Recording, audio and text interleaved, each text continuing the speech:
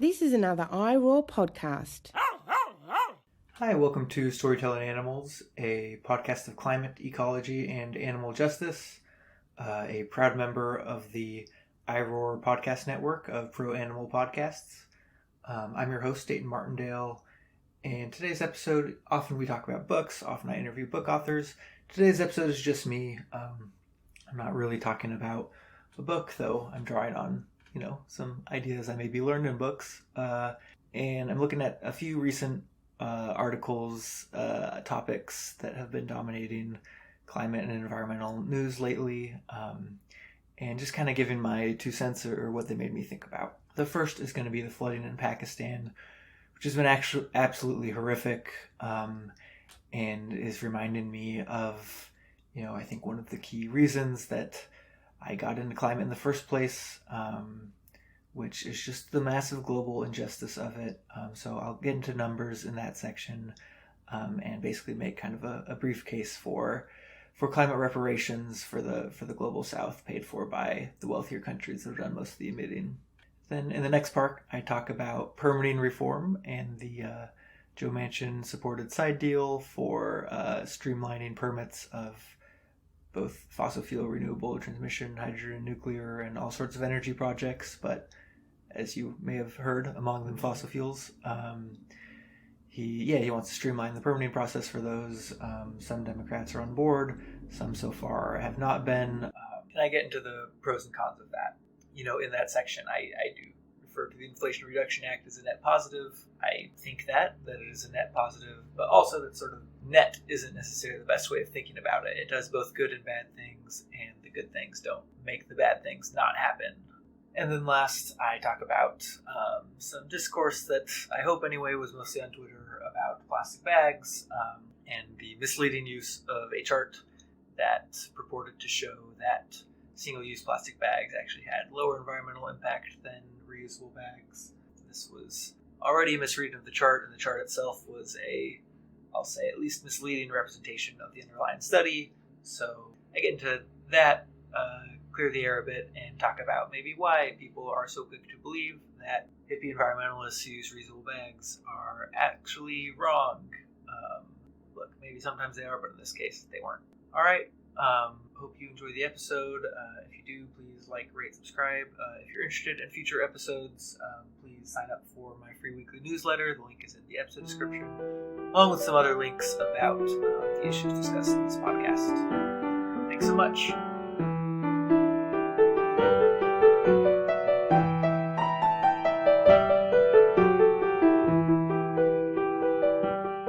First, I want to talk about Pakistan. By now, you have likely heard of the floods that are devastating that country. I want to start with some numbers just to get a sense of the scope of the damage. It's the 5th most populous nation in the world, 220 million people about, and a full 1 in 7 have been displaced. So that's 33 million people. That's as many as New York and Pennsylvania combined. It's more people than there are in Texas. Think if the entire state of Texas had been displaced, and then they threw in Kansas for good measure. By comparison, that's more than twice as many people as there have been displaced in Ukraine since the start of the Russian invasion in February. That's not to make a direct comparison between the two events. Ukraine has had far more deaths than Pakistan, but I bring that up because I think it's important to understand that environmental violence is violence. It is violence that, like the Russian invasion, has a perpetrator. Just because it seems like an act of nature, an act of God, we don't directly see what is causing this. It is, not that hard ultimately to trace those who are responsible. Now, we don't actually know for 100% sure at this point how much of the flooding can be attributed to climate change and warming temperatures. An area the size of the state of Virginia has been flooded. We can't say, these parts would have been flooded and these wouldn't have been if temperatures were 1 degree Celsius lower. But what we do know is that there are reasons to believe that warming temperatures contributed to the high rainfall, and there are strong reasons to believe that events like this will only become more common in the future if we continue to let temperatures rise. For instance, some areas of Pakistan received levels of rain 5 to 7 times higher than is typical. So what could be helping cause this? Warmer air is able to hold more moisture than cooler air. I'm recording this in Southern California, which is in the midst of kind of a continuous drought at this point, and it is maybe hard to believe that warm air holds more moisture, but it's true. And this means that the warmer air around Pakistan was potentially able to hold more moisture and thus produce more rain. Another reason is that there are glaciers in mountainous regions of Pakistan, and they are melting at a faster rate than normal, and this also puts more moisture in the air. There are other factors as well related to how, changing temperatures change atmospheric patterns, weather patterns, airflow patterns. So there's good reason to believe that, we can point to climate change as a cause of at least some of the damage in Pakistan. Okay, so who can we point to as the cause of climate change? It's definitely not Pakistan. From what I've seen, it looks like Pakistan emits less than 1% of global emissions, despite being, again, a fairly big country. How about the United States? Historically, we're number one. We've emitted about 20%. 1 in 5 of all carbon dioxide molecules emitted by humanity since 1850 has come from the United States. Even today, China is a much bigger country. It emits more, but we're still responsible for 11% of emissions, despite being only about 4% of global population. The United States is still a key driver of this crisis. In general, the wealthier, richer countries are a driver of this crisis. And as we see in Pakistan, it is often the poorer countries that have not emitted as much who bear the brunt of the damage. This is not a new observation for me. Obviously, this is something that climate justice advocates have been bringing up basically since we knew about climate change, this massive global injustice. But I think Pakistan is an important opportunity to really just drive home how far we are from anything remotely looking like justice, even with, progress in the United States, like the Inflation Reduction Act that just passed. In a previous episode with Johanna Bozwa, we discussed that the act has its warts, its serious problems, but maybe I do think is a net step forward. So I want to take us back to my freshman year of college. This was fall 2011. I was in a practical ethics class. We were in a unit on climate change ethics, and one of the papers we read was about sort of global justice and climate change. And the author, some philosopher, went through basically what are different ways we could think about this problem of sort of who should be responsible for solving climate change. So when we have negative impacts like today, we might say like the flooding in Pakistan, who should pay for the cleanup? This is, tens of billions of dollars of damage they're estimating.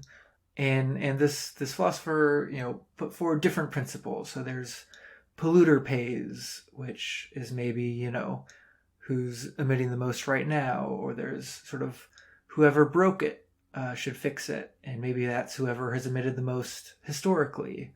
And then there's, who's able to pay for it. So maybe it doesn't matter who's polluting, it just matters that countries like the United States are wealthy and have money to pay for it, and so they should. And what struck me reading this as a freshman in college, and I think why it's something that was super influential in me deciding to become more involved in climate politics, is that every possible way of thinking about what is an ethical response to this brings us to wealthy countries like the United States should be paying a lot more, doing a lot more, to fix this problem, whether it's to decarbonize themselves, whether it's to help other countries decarbonize, whether it's to help other countries, deal with the devastating impacts that have already begun. And the reality is that we aren't doing almost anything. I mean, so we have the Inflation Reduction Act. This, combined with other climate policies and technological advances, is expected to bring United States emissions down maybe 42%. Different estimates are giving different numbers compared to 2005 emissions by 2030. Sorry, let me say that again. The Inflation Reduction Act is supposed to reduce U.S. emissions by roughly 40% by 2030 compared to 2005. Okay, we got through that. Meanwhile, the goal globally is to reduce emissions by about half by 2030. That's what's estimated to be needed to be on a good pace to get to keep warming within 1.5 degrees Celsius. That's 2.7 degrees Fahrenheit compared to pre-industrial levels. Okay, so we're on pace for 40% reduction. To be in line with the global goals, we should be aiming for 50%, right? Well, that means, we're doing okay. Maybe we just need some more policies over the next 8 years to get us there, but it seems like we're on track, right? But again, why should we be expected to reduce 50% and Pakistan also be expected to reduce 50%? Why should our relative burden be equal when, again, we are the ones responsible for this mess? We are the ones who have been emitting more historically. Any acknowledgement of this would suggest that we should be reducing by much, much more than 50% by 2030. And yet, yes, you hear that from groups like Sunrise or the Climate Justice Alliance or climate justice groups, but you don't hear that from, any really mainstream politician is not putting forward a plan to, by 2030, be significantly more than 50% reduced emissions. The other issue with this is that in many ways the first 50% is the easiest 50%. As huge a project as it's going to be to build all those solar and wind panels to start phasing out fossil fuels from the electric grid and to switch to more electrified transit and electric cars for transportation. There's all these harder things too, like shipping, aviation, cement, steel. And yes, there are ways to deal with those. Some of what's in the Inflation Reduction Act is also going to start dealing with those. But getting even 50% reductions by 2030 does not necessarily mean we're on track to then get all the way down to zero. So anyway, long story short, domestically we should be doing way more. But perhaps even more important is helping other countries decarbonize.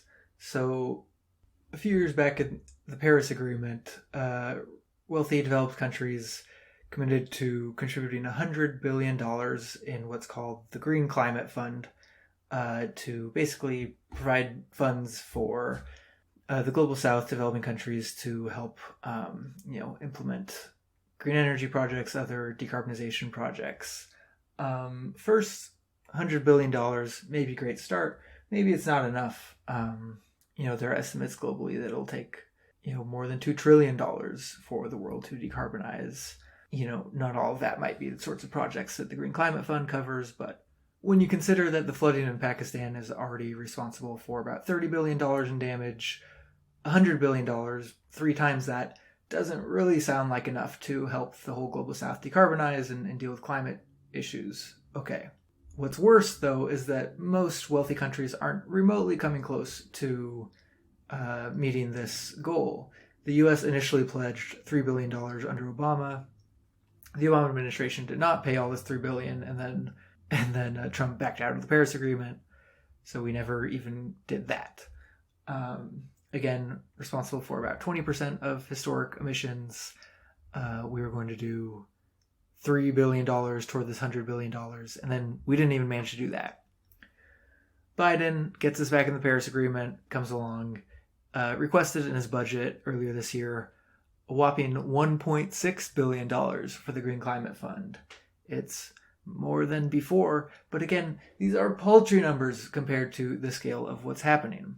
Again, US, 20% of historic emissions. I know I've said that a lot. Look at Pakistan, 33 million people displaced. If you say 20% of that is 6.6 million, that's the entire populations of Los Angeles and Chicago combined. It's more people than live in Colorado, twice as many as live in Utah.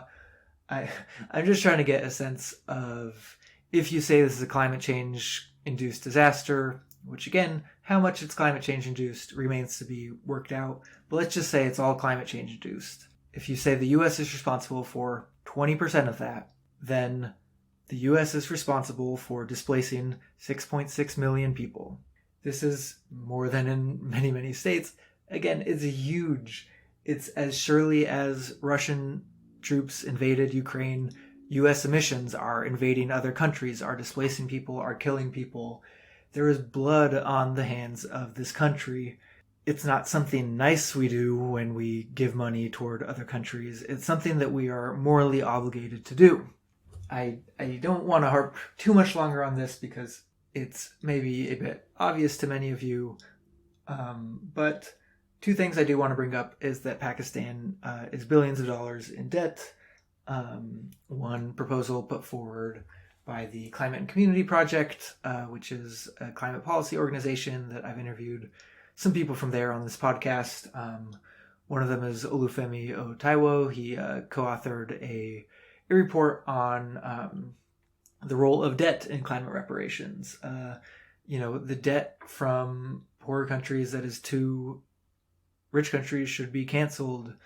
That the debt that is to private actors should be restructured in some way. These countries already have to spend all this money to deal with disasters and decarbonize themselves. We shouldn't also be having them pay off money to rich countries, especially when those rich countries are, in many cases, not just through climate change, but through other forms of economic, environmental extraction and colonization are part of why these countries are poor. And then maybe one more thing I want to add before we move on. Two things. First is that, yes, the United States is a rich country. Some of you may be familiar with the national debt being something that is relatively large sounding, but as many economists have explained in different ways from different backgrounds, this is not actually an urgent threat to our well-being. The U.S. is, creates its own currency, is able to fund itself. We should not be worried about the debt. We should be worried about climate change. And I think we should be worried about people, each other. And that includes people who don't live here. And yeah, just morally, the case for climate reparations is so solid. And it's, I think, just deeply upsetting and absurd that it's so far from public discussion outside of the progressive circles. And the second thing, regular listeners know I like bringing up Amitav Ghosh. One of the things he writes in his recent book, The Nutmeg's Curse, is about how, and he also mentions this in The Great Derangement, his prior nonfiction book about climate change, is about how basically the United States and other wealthy countries kind of created this conception of what is the good life, what does it mean to be wealthy, what should other people aspire to, and obviously for centuries systematically denied this to people in other countries. In many ways, U.S. wealth was built on extraction from those other countries. And so we get to the present, and we realize that if everyone in the world lived like people in the United States, we would destroy, we would destabilize the climate, destroy so many humans and other creatures so much even faster than we are now. It's simply not sustainable. And I think part of that global justice element of climate change is not only financially providing for other countries, canceling their debt and stuff like that, helping out in disasters, but giving up on a conception of the good life that just is fundamentally one that can't be shared by 7 billion people. And, what Ghosh and others point out is that we can change this. We can still have good lives. They'll just maybe look different. And when countries like the United States set different standards that can hopefully resonate outward. Okay, so one of the things that to me is just crucial here, to me is one of the central challenges of climate change, is when we talk about, why aren't, U.S. politicians campaigning on giving trillions of dollars to other countries? People in other countries don't vote for U.S. politicians, and obviously I think there are lots of reasons we can say that U.S. politicians aren't necessarily listening to their voters, or at least voters are not, the average voter is not, maybe the primary voice that a average U.S. population is listening to. They're maybe more concerned about corporate donors or media perceptions or whatever, but nonetheless, there is a problem, I think, when the actions of a so-called democracy have such fundamental effects elsewhere in the world that there is no way for those other people to have any say in our democracy. How do we reform democracy to be both more global, to include, to make sure people have voices who aren't heard, whether that's people who live there, whether that's future people, whether that's non-human people. I think all of these are some of the thornier and more interesting questions raised by climate change that on some past episodes and hopefully some future episodes we grapple with on this podcast. Okay, the reason I bring up democracy and climate change is because the part 2 of this episode is about permitting reform. Many of you have no doubt heard that as part of the deal that got Senator Joe Manchin from West Virginia to agree to the Inflation Reduction Act, which was kind of a reduced version of Build Back Better, but still ultimately a positive climate bill with some very negative elements.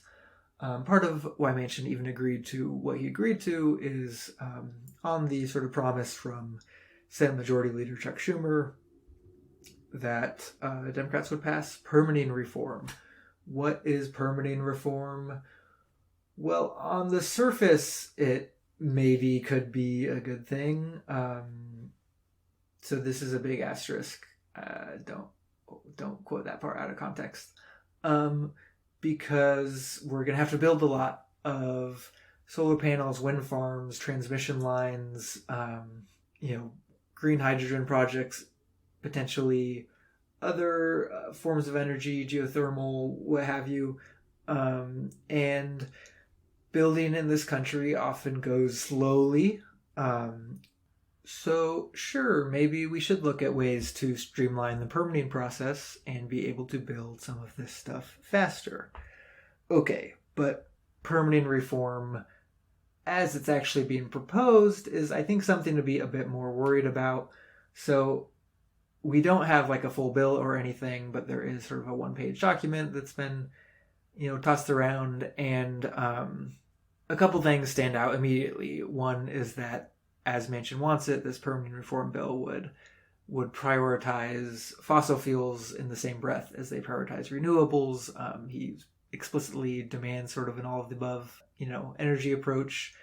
And second, it requires streamlining and improving the Mountain Valley Pipeline, which is in West Virginia, which climate justice advocates have opposed for years. They don't want another pipeline, but Manchin does. He's from West Virginia. He's someone who seems to really like fossil fuels. And critics of the plan say that's what's going to benefit most, fossil fuel pipelines. And maybe it's a good thing that our environmental laws allow us to drag out those fights and oppose them. Now, there are examples of people opposing wind farms, solar farms, transmission lines that would connect renewable energy sources to places that need it. And, I do think some people with mostly good intentions are getting a little, are sympathetic to permitting reform in the abstract because they think, well, yes, maybe we'll also get some new pipelines, but if it makes it easier to build renewable energy and transmission lines, isn't that worth it? And I think a couple things. First is that it's not necessarily just renewable energy that is going to get us out of this problem. The problem is the emissions from fossil fuels. One way or another, we have to actually close down and stop building fossil fuel infrastructure, not just keep building renewables. It's not enough to do both, build renewables and fossil fuels. Like a big part of this, maybe the most urgent part, is to stop building the fossil fuel stuff. So this doesn't necessarily address that. And second, I'm sympathetic to the idea that we want to build more renewables faster. What I'm not sympathetic to is that progressives should simply roll over and accept to deal with the devil that includes more support for fossil fuels into the future. So there was a great article in Vice by the journalist Aaron Gordon about the National Environmental Policy Act that is the subject of some of this controversy. Yes, it does tend to go slowly, he found. So first, only about 1% of projects actually go through environmental impact statements, which are kind of the boogeyman of some of the people pushing permitting reform, and are long reports and analyses that have to figure out what the environmental impact of a project can be. And, advocates often use these statements to slow down projects, block them, oppose them. Most only need a less intensive environmental assessment, if that.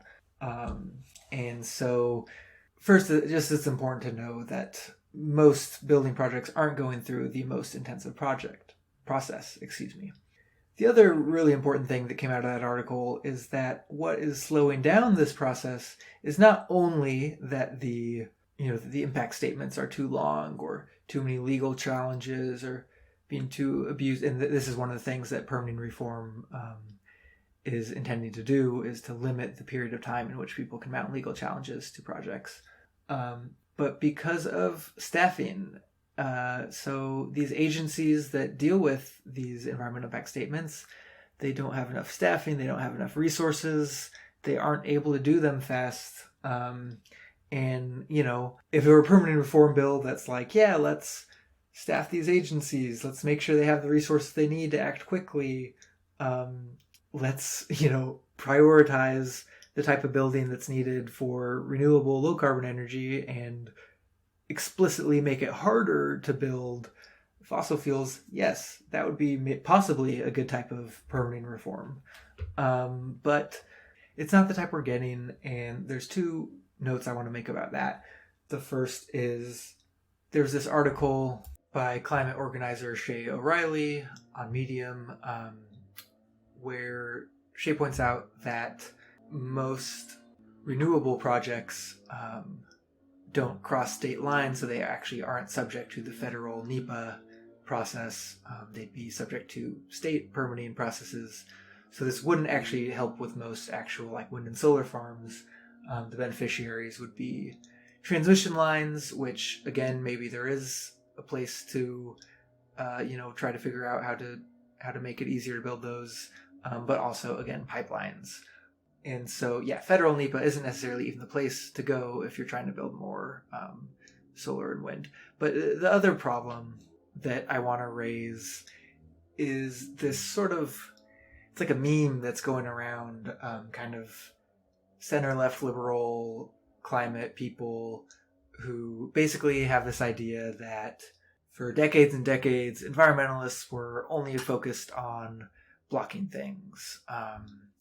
And now, to fight climate change, what we really need is to build things.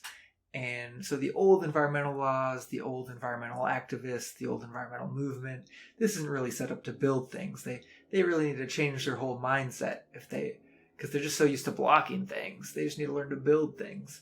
And I find this really frustrating. I'm 29. I wasn't, around fighting in the 70s and 80s and stuff. But one, I think this is sort of dismissive of how much progress that environmental movement made, how important laws like NEPA and the Clean Air Act and the Clean Water Act are, and Endangered Species Act to this day. Things like clean air, clean water, protecting endangered species, these poll very well. People generally still support them. and how these things are still important. Yes, absolutely, we want to fight climate change. We want to build things, but if you can build your transmission line through a sensitive habitat or not, if you can build your pipeline through a watershed, someone's water supply, or you can build it elsewhere, or with pipelines you cannot build them at all. We need these processes to figure out, to prevent ourselves from harming people, from harming wildlife, as we build these things. The problems of the environmental movement don't magically go away just because we have another problem with climate change. We ideally should try to find ways to fight these things together. And so 2 other things I want to bring up on the democracy theme. One is this idea of sacrifice zones. In some way, places like Pakistan have become places that wealthy countries sacrifice to be able to keep up their high-emitting lifestyles. Again, just because the United States is reducing its emissions, its per capita emissions are still way higher than many poorer countries, and than many richer countries as well. And this concept applies domestically as well. When in the Pakistan section, I talked about the United States kind of as a monolith, but within the United States, you also have the rich and the poor. You also have basically a capitalist economic system that extracts from workers and the poor and the land to create profits for the rich. And through this economic system, there are all these, what is, politely known as negative externalities, but which is harm that it creates along the way. And that is not only emissions, yes, it's emissions, but it's also these localized impacts. It's, water crises like we got in Jackson, Mississippi, droughts like we have in California, and it's people displaced because you need to mine for metals where they live, or because you want to build a pipeline through their property, or what have you. And I really think it's worth thinking about if that's the kind of world we want to create through our response to climate change. And I think that's what's been most frustrating about the discourse about the Inflation Reduction Act and permitting reform is I feel like the people talking about it aren't seriously thinking about, well, wait a minute, what if this building project, we're going to go through my yard, we're going to threaten my water supply, we're going to disrupt a habitat and ecosystem where I go hiking every day. And it's just kind of an abstract math problem where we say like, oh, we gain some emissions here, but we lose some emissions here. Or, some people are displaced here, but it's better for people here. And yeah, maybe on one level that's true. But I also think that we should keep track of who are the people who we are sacrificing in each case, and what a coincidence. It's people of color, it's indigenous people, it's the poor, working class. And B, is that actually climate justice? No, it's clearly not. And what this has to do with democracy is that democracy isn't just, a majority riding roughshod over everyone else. It's also hopefully, making sure people have some meaningful say over their lives. So when we talk about these issues, there's a great piece in Los Angeles Times. The reporter Sammy Roth talks about, yes, it will be a challenge to build all these solar and wind farms and transmission lines and whatnot. But someone he interviews uses the phrase, go slow to go fast. This idea that if you actually engage the community, engage people around, talk to them about the issues, talk about what's bothering them, that there are ways to get community involvement, get community support, and it doesn't necessarily always have to be antagonistic. As an example, he mentions that there has been a lot of discussion between sort of desert conservationists and the solar industry over where in California's deserts it's okay to put solar panels and where we want to preserve habitat for, bighorn rams and desert tortoises and creatures like that. I would, of course, also add that We should think about whether we always need more wind, more solar. Obviously, at this point we do, but we can think about ways to be more efficient, ways to use less energy, so that ultimately we don't need to build quite as much as we might otherwise have to. And for my last point on permitting reform, I want to bring in an article by Jonathan Chait in New York Magazine. Last week he made the genuinely wild claim that, quote, the greatest enemy of the green energy revolution is climate change activists, close quote, because of their opposition to permitting reform. In the article, he basically makes it sound like climate activists are concerned about permitting reform mainly because they hate Manchin, and he can't figure out why we hate Manchin, because didn't Manchin just help pass the biggest climate bill in history? But as discussed earlier in this episode, and in previous episodes, this bill, while maybe a net positive, wasn't near good enough. And in fact, we have Manchin to blame for not being better. There was a better climate bill on the offer that he opposed last year. And going back further, you have Manchin and Biden and kind of the whole centrist wing of the party to blame for not having a more ambitious Green New Deal earlier as well. Okay, so he spends the whole article wondering why climate activists are so mad at Joe Manchin and why they could possibly be upset about a permitting reform proposal that includes prioritizing fossil fuels along with renewables that are meant to be used. The thing I want to end on is that he again makes this claim that other people have made, that environmental laws like NEPA, the National Environmental Policy Act, come from an earlier time where environmentalism had other priorities. It, quote, reflects an antiquated idea of small c conservative environmentalism, close quote. But there's this effort to cast environmentalists as these sort of nostalgic, dumb hippies who don't actually understand the hard-nosed policies we need to fight climate change right now.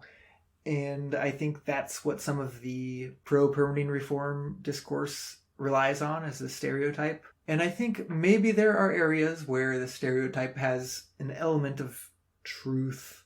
But again, it's so short-sighted of the fact that, yeah, we still have all these other environmental problems. Even if climate change were solved today, there'd still be air pollution, water pollution, soil pollution, nutrient runoff into rivers that's destroying species, wild vertebrate populations just plummeting. It's bonkers to me that just because we have a serious thing like climate change, all of a sudden people who claim to be liberal, if you've been using single-use bags that whole time, seem to have forgotten that there was a reason for the environmental movement even before climate change. And that's going to be my segue into the final segment of this episode, which hopefully will be the shortest one, which is about plastic bags. There was a tweet going around a week or two ago from Alex Stapp, who's the co-founder of the Institute for Progress, a think tank. He says, here's a fact that most people don't know. Single-use plastic grocery bags are actually the environmentally friendly option by a huge margin. Okay. And he posts, with no link, this image of a graph from Our World in Data, which I think generally does good work, but it's grocery bag comparisons of environmental impact. And it shows that you would have to reuse an organic cotton grocery bag 20,000 times to, this is from the graph description, quote, to have as low an environmental impact as a standard single-use plastic bag, close quote. Okay, so there's a few problems here. First off, the graph, it just definitively does not show what Stapp says it shows. For instance, a woven polypropylene recycled reusable plastic bag. So yes, it's made of plastic, but it's reusable. You'd have to use it 45 times to have as low an impact. Okay, if you go grocery shopping once or twice a week, then yeah, you're there in less than a year. If you keep the bag for 2 or 3 years, it's clearly way better than a single-use plastic bag. So the claim that a single-use plastic bag is actually the most environmentally friendly option by a wide margin is only true if you assume that you also single-use bags. But if you go to the study, where do these numbers come from that organic cotton, you have to use it 20,000 times, or conventional cotton, you have to use it 7,100 times? They come from the Danish Environmental Protection Agency, and it compares different bags across a variety of types of environmental impact, from carbon emissions to water eutrophication, etc. But it doesn't give you a composite single number to a single metric of how much environmental impact it has. Firstly, I'm not blaming the study for this. That type of number doesn't really exist. There's no real way to measure in a single number, climate impact, wildlife impact, water impact, etc. But there's maybe an issue with the number it does use for cotton, which is it just decides to use the number where it's the most reuses. So the impact here is on the ozone layer. So for organic cotton, you need to use it 20,000 times to have as low an impact on the ozone layer. But for climate, it's only about 150 times, which again, you could, if you keep it around for 3 to 5 years, an organic cotton bag is better for the climate than a single-use plastic bag. For a conventional cotton bag, all you have to do is use it once a week for a year, and it's as good or better than a single-use plastic bag. And it's worth mentioning too that they do assume that your single-use plastic bag, you take it home, you unload it, and then you also use it as a trash bag in your home once. So really, they're considering that it's a double-use plastic bag, which is fair. Lots of people do this. I do this. But again, single-use may be a bit of a misnomer. So look, yes, on climate, cotton comes out better. On different other metrics, cotton might be worse. It also depends how you grow the cotton. It depends, do you use electricity for irrigation? Does that electricity come from gas or renewable energy? There are all these numbers that potentially could make cotton much better than single-use plastic, and in other cases make it more similar or even slightly worse depending on the metric. But I think this is a very useful study because I think sometimes our gut instinct of, what's the environmental upshot and what's not, might not necessarily be accurate. For instance, I mentioned my freshman year ethics class. I remember learning that local food is, better for the climate, but the food miles traveled isn't actually a huge contributor to food's carbon footprint. Getting your beans from far away is still way better for the climate than getting your local beef, for instance. There are others, nuclear is a complicated issue. I have mixed feelings. I'm still skeptical of it. But I think closing down a nuclear plant, which many environmentalists might celebrate, if that power is replaced by fossil fuels, as sometimes happens, then it's not necessarily an environmental victory. So I agree that there are complications, and we shouldn't just assume a cotton bag is the best option. And maybe we think, are there other fibers we can make it from? Are there these, reusable plastics that might be better, as long as they're managed well in the waste cycle and they're eventually thrown away, which is a whole other issue. But what many people on Twitter were taking this as is the dumb hippies trying to ban plastic bags don't actually know science. I saw someone say that, I try to operate not on vibes, but based on science. And so that's why I don't use a cotton bag, because using a cotton bag is evil. It's actually bad for the environment. But of course, the person trying to go on science, not vibes, didn't bother going to the report, didn't bother figuring out that actually this is about the ozone layer, not about a broader environmental impact. And yes, while the ozone layer was very serious, and still is serious, it's relatively under control now, at least compared to where it was. And I think there's a fair argument that we should be more worried about climate change now, as opposed to ozone. And yes, we should also worry about these water issues. This is not a go buy an organic cotton bag or a conventional cotton bag post necessarily. But, I try not to use plastic bags. I put stuff in my backpack or in a cloth bag that I already have. And nothing in that study is telling me that I should actually start using single-use plastic bags. What it's telling me is don't trust vague charts that don't define how they're being measured, and go to the source instead. It's telling me people love beating up on people who care about the environment and telling them they're hypocrites, telling them they're silly. And maybe sometimes it's true, but in this case, it wasn't. All right, those are my 3 topics for today, a roundup of recent climate and environmental news. I hope you learned something. I would love to hear any feedback or comments from anyone, any ratings. If you appreciate this podcast, please consider supporting it on Patreon. It's about $1 an episode at the lowest tier, about $2 the next one up. Our next episode, I'm traveling next week, so next week I'm taking off vacation. Don't worry, not on a plane. You can get my feelings on air travel by going back to one of my previous episodes called Why I Took the Train Instead of Planes or something like that. And then the week after that is our book club about The Parable of the Sower by Octavia Butler. That's going to be Thursday the 29th at 5:30 Pacific, 8:30 Eastern.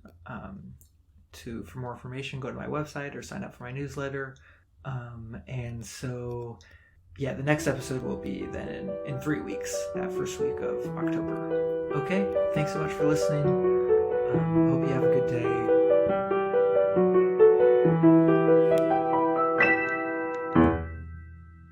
For more great iRaw podcasts, visit irawpod.com. That's IROARPOD.com.